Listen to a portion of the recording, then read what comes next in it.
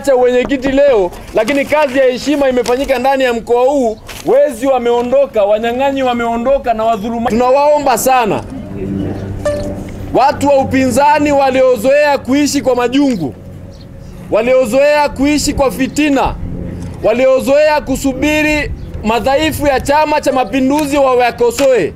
Paka sasa CCM na nchi nzima na wananchi wake hawajaona madhaifu ya rais wa nchi hii.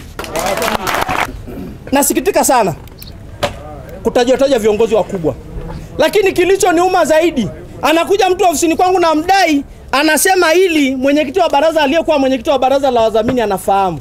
Aliyekuwa mwenyekiti wa baraza la wadhamini ni Lowassa. Hivi Lowassa ni nani kwenye hichi chama?